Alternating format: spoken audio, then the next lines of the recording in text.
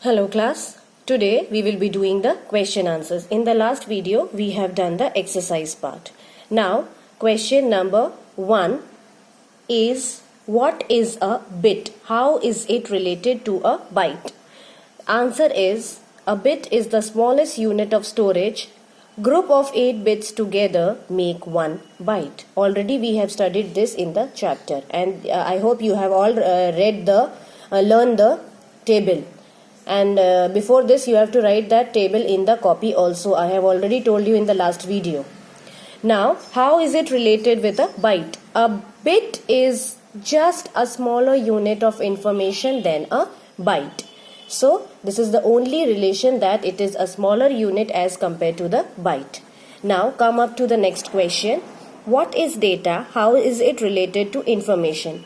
Data is the collection of facts and figures. It is also considered as collection of words, numbers, graphics or sound. So this is data. Now the second part of the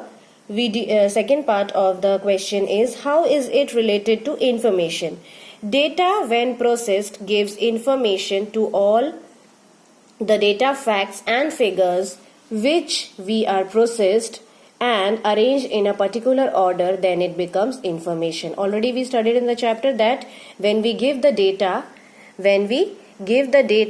to the computer, whether it is facts or figures, whether it is words, numbers, graphics or sounds, it can process and change in a particular order, and it becomes to information. So this was the relation between data and information.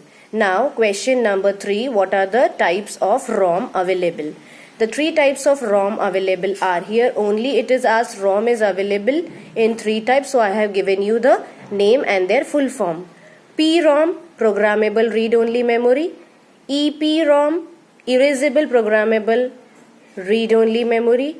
EEPROM, that is electrically erasable programmable read-only memory. So these are the 3 types of ROM which are available. Till question number 3 we have done. Now we will do the question number 4. Let me take out question number 4. Question number 4.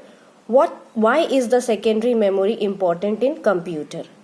Secondary memory is important because it is used to store huge amount of data which we can use for further reference. It can be stored in. Now why is secondary memory used? Because we can store the huge amount of data, and that data we can use in our future purpose. It can be stored in 5 ways: hard disk, CD and DVD, Blu-ray disc, pen drive and memory card. So this is the answer. Now the next is, how is pen drive different from a memory card? Wait, in this, these all are different devices in which we can store the data for our use. So secondary memory is important. So here we have completed answer number 4. Now come to answer number 5. How is pen drive different from a memory card? Pen drive is different from a memory card in some ways. Now there are 2 ways. You have to write. This answer is little much bigger, but no problem. It is easy.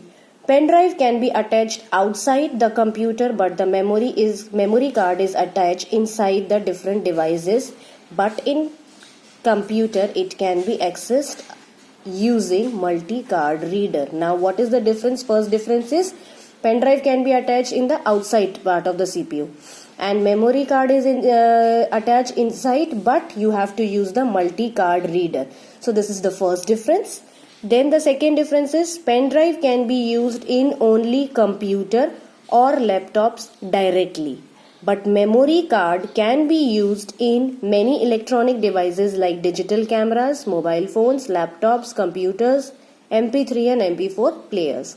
So this is the two different between pen drive and the memory card. Now come up to the next question. What is the use of hard disk?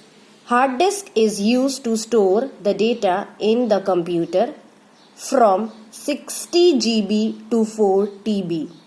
It is also used as external hard drive, so to store the backup of the data or information for future use. And they are easy to carry.